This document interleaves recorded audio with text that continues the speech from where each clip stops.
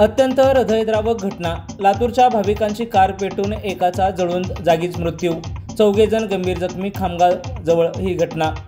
कारचे टायर फुटल्याने कार चालकाचे नियंत्रण सुटले आणि कार डिवायडरवर आदळल्याने कारची पेट्रोल टाकी फुटली, त्यामुळे कारमध्ये आग लागली आणि या घटनेने आज दिनांक 22 डिसेंबर रोजी सायंकाळी 4:30 वाजण्याच्या दरम्यान हा अपघात झाला आहे।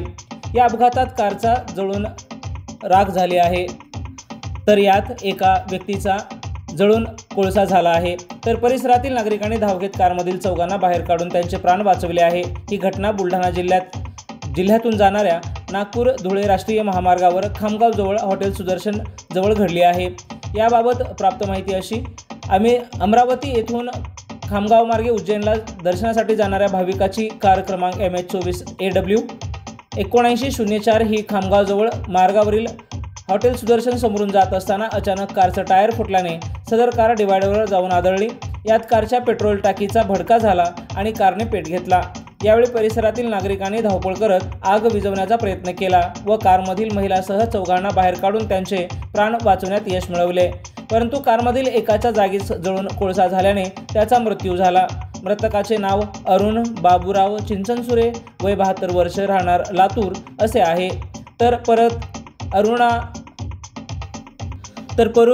अरुणा चिंचनसुरे वय 36, आशिष अरुण चिंचनसुरे वय 32, लक्ष्मी अरुण चिंचनसुरे वय 61, शारदा वय 55 सर्व राहणार लातूर हे जखमी झाले आहेत। जखमींना तातडीने खामगाव शहरातील खासगी रुग्णालयात उपचारासाठी भरती करण्यात आले आहे। महादेव फंड बनला देवदूत। कारचा अपघात झाल्याने सुदर्शन हॉटेलजवळ असलेले महादेव फंड राहणार सतीफैल यांनी क्षणाचा विलंब न करता घटनास्थळी धाव घेतली।